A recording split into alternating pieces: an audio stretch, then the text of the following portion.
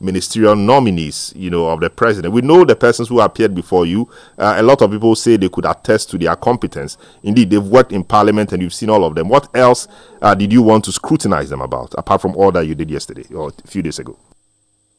Yeah, thank you, and I appreciate the opportunity. So the press conference we had today was not just focusing on the chairman's conduct. We also looked at the substance of some of the responses the nominee offered to the questions that were asked. But in respect of the chairman's conduct, yes, it is true that you can say that all three nominees, because of their past experiences and their parliamentary experiences, they have all been deputy ministers before in their respective ministries that they have been nominated to go and serve as substantive minister. But be that as it may, it is only right that the vetting committee also takes time to vet them and ask the most important and relevant questions. The fact that somebody has academic qualifications and has some past working experience does not mean that the person may not have one issue or the other that could potentially prevent him or her from becoming a substantive minister in the area that the person has been served, and that there is no need for vetting. So the necessity of the vetting is to invite memoranda from the public and also give the vetting committee members the opportunity to delve deeper into issues that if you don't have the opportunity to sit down face-to-face with the nominee, you may not be able to uncover. So that is exactly what the Constitution and the standing orders of Parliament mandates the vetting committee to do. So it is absolutely necessary. We think that first three nominees have come through, but we are on a learning curve. So as we go forward, if there are issues that we found unsatisfactory in respect to the first vetting, it is important that we bring those issues to the fore so that as we move forward, we are able to do a very good job. The Ghanaian people expect the representatives, that is members of parliament, to do a good job. I'm very certain the president himself expects parliament to do the right thing, because we have seen instances in other jurisdictions where people pass through appointment committees and later some adverse findings are found about them. And it makes nonsense of the whole process. And the issue about vicarious liability and all of that. So it is important that we do the right thing. But we felt that the way the chairman conducted himself, he was a bit overly partisan. And we felt that some of the languages he used on some of the members were, for want of better word, were not appropriate. And also, he didn't allow members the opportunity to express themselves willingly and also to ask the kind of critical questions that ought to have been asked. For instance, none of the three nominees who appeared before the committee had a CV submitted to the members before the vetting started. If you want me to vet somebody, and I don't even have the basic document upon which I can find some information about the person and go and do some background check, exactly what kind of questions do you want me to come and ask the person?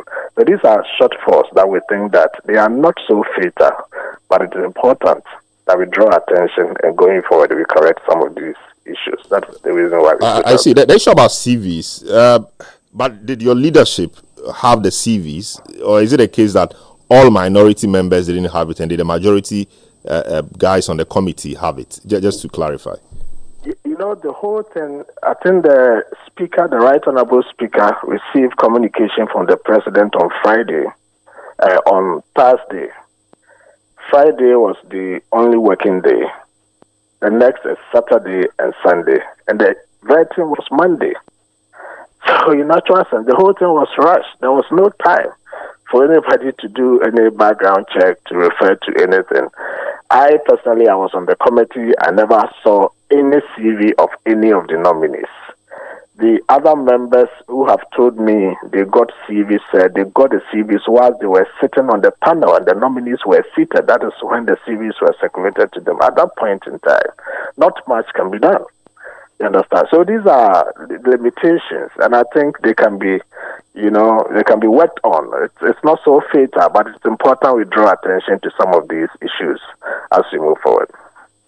I see. I'm wondering why you would blame the chairman for this. Of course, he's a chairman of the committee, but you alluded to the fact that the speaker made the announcement on Friday, or Friday was only working day, etc., and the fact that the vetting had to be, in your own words, rushed. And I did recall that the deputy ranking on the committee, the Honorable Patricia PJ, tried in poking some fun or joke at Ato Forcing by saying that what sins had they committed to move for them to get them to move the vetting to the day when it was supposed to have been the next day.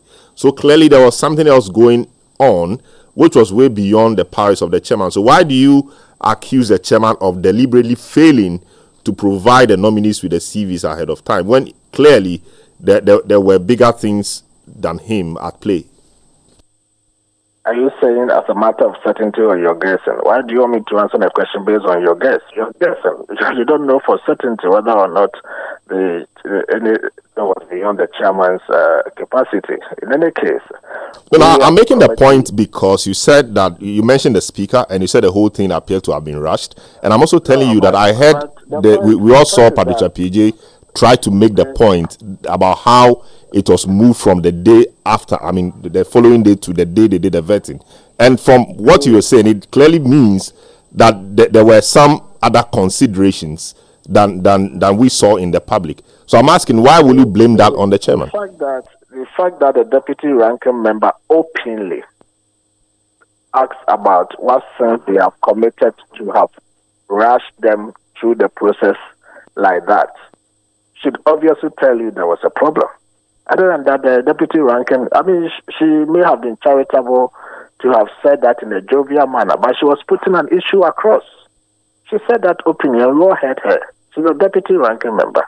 She's part of leadership. If she really understood what was happening and was comfortable with that, there's no way she should have made that statement public to suggest that the whole thing has been rushed through. And that is exactly what we put out today. And we on the committee, and those of us who are friends to the committee, we work with the chairman. It's not the speaker. So we cannot put this blame at the doorstep of the speaker. Between the chairman and the speaker, if there's a problem, it is the chairman who can make that claim. But we don't deal directly with the speaker. At our level, it is the chairman who interfaces between us and the speaker. So that is exactly what we are saying. We don't want this to be seen as a criticism that should not be taken in good faith. This is more or less like a critique. But Ghanaians expect the members of parliament who have been assigned to vet the nominees. And likewise, I think the president doesn't want a situation also where he will present a nominee to parliament. And parliament, excuse my language, does not do diligent job and just rush people through and they come out and at the end of the day, they are not able to do what Ghanaians expect them to do. At the end of the day, we all will suffer. So that is exactly what we are trying to put out, that we could have done it better. There's still more room for improvement, and we are on a learning curve. There's still opportunity for us to make sure that going forward, the other nominees who will come. You remember in the past, when Honorable Joe Sewusu was the chairman of the committee, in the immediate past vetting that we have seen, a member of parliament like Okudeta Ablakwa will be given opportunity to peruse the CV, about 10 to 20 minutes, do back and forth with the nominees to ensure that the background information, the CV, everything is accurate before they start the vetting. We didn't see that in the Monday's vetting. So that is what we are calling for. We saw that was a good practice, where Okudeta Suhini will be given opportunity to ask pertinent and important questions based on the CV submitted to members of the committee. This did not happen in the recent vetting that we did. And we think that that practice that used to exist during the tenure of Honorable Joe White and the previous chairman of the committee is something that must be revisited. And I think it will be in the best interest of Ghana if we are able to do that. I see. So you also make the point that he was shielding some of the nominees. What exactly, or what specifically, can you point to buttress your point about the speaker, the chairman shielding the nominees? You saw the altercation between the chairman and the Honorable Abuna Asare, MP for Atiwa East.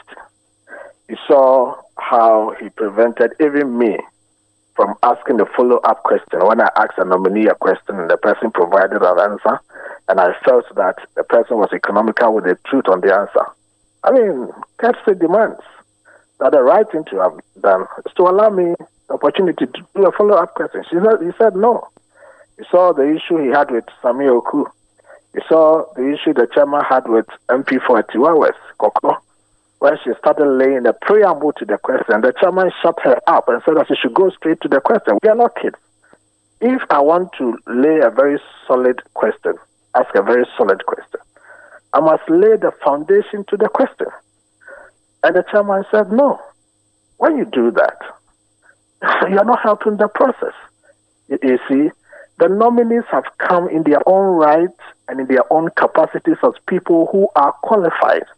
So if there are questions, allow them to answer those questions. If they don't believe themselves that they can answer those questions, they will not come and sit there. In any case, all these nominees are people of repute. We think they have the capacity, they'll be able to do so. But the Ghanaian people also need to know. And we all should be able to also tell that indeed, it is not just paper qualifications or just experiential qualifications, but they can also stand their feet, reason on the spur of the moment to answer questions, to address problems. And that is the kind of work they have been assigned to go and do. So if you're a chairman and you prevent people from exercising these rights to elicit the right responses to determine the qualification or otherwise of the nominees, then you're not helping the process. But that is exactly what happened. But we think that these are things that you can work on as you move along. Yeah, what I saw was a chairman who was trying to insist on the rules. So you mentioned the Honorable Abnause Asari. For example, she wanted the finance minister designate to be careful about how he portrayed the situation, because in her view, the way a finance minister designate speaks could deter investors from coming to the country. In essence, she wanted an apology or retraction of a sort. So I'm not sure she was prevented from asking a question. In your case too, I'm sure it was a question that related to data. And he said, no, you were just a friend of the committee, and so he wouldn't give you another opportunity and things like that. Talking about That was not it. Very well, I'll give you the opportunity to explain. Talking about people laying preamble, we saw the Honorable Boako, a member for Menchia South, in his question to the Attorney General designate on the public tribunal. He laid a very long preamble, reading, paragraphs from the Africa Watch Human Rights Group, journal or publication. But he was allowed to do so because perhaps he did it in a manner that was relevant to what he wanted to do. And he went ahead, and they went at it for a long time. I hate it when you want to impugn your thoughts and you say things like perhaps, and you're not certain about what you're saying. No, but just go ahead and answer the question. I mean, I'm putting the points across, so just go ahead and answer. I'm coming. But if your point is questionable, I have to raise it to you. No, I'm asking a question, so you can't say my question is questionable. I'm asking a question, and I'm asking the question based on what I saw and what happened. So if you answer, just say you cannot answer, or just go ahead and answer, and rather than trying to interrogate my question, I think that's problematic. No, you have the right to ask me a question. You are the anchor, and I don't have right to also ask you something. Yes. What I'm saying is that Honorable Balfour's thing that you're talking about was the last nominee. Abena was the person who asked the first question. The chairman sought to intimidate her by preventing her from laying a preamble before asking the question. That was litigated and fought by the minority leader, Afanya Market. It was subsequent to that Balfour's issue came, and the chairman allowed that. In my case, he gave me the opportunity to ask a question.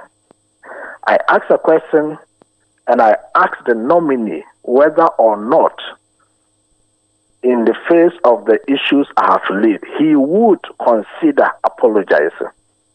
The chairman quickly said, no. I won't let it. So it was a simple question, yes or no. Why can't you allow the nominee to answer that question, yes or no? Okay, in the case of Abena Asari's incidents, you are simplifying it that way. The nominee, who is a member of parliament, sought to discredit data that had been presented in Ghana's budget for 3 consecutive years and presented to Parliament, and Parliament approving. When I asked a question challenging the data that the nominee had put across, he was going to seek refuge in what he describes as his independent source, discrediting data from Ghana Statistical Service and the Ministry of Finance. And Abraham sought to draw the chairman's attention that the nominee is a member of Parliament. He is part of the people who approve the data. Parliament is a house of records. He cannot go beyond data that is approved by Ghana's House of Records to go and cite another source that he describes as independent. The chairman did not allow that. This is not right. Okay, so that is the basis for what we are saying, that the conduct of the chairman could have been organized in a more friendly manner and in a manner that engenders harmony. We did not see that on Monday. It doesn't mean everything the chairman did was wrong. We will be very, very ungrateful or dishonest to say that. But where there are critical issues that call for the attention of the chairman to amend his ways such that going forward, Ghanaians watching at home, people following, and those of us inside will have that, cleanness of conscience to say that, yes, we had a very perfect vetting. The nominee who has come out of the vetting is a product of a proper financing. And then we all agree that this person qualifies. That is all that we are calling for. I see. I hope as we grow, the process gets fine-tuned. So I'm sure all of you, including the chairman, will gather more experience so that things get better. Thank you so much, the Honorable Gideon, Dr. Gideon Boako.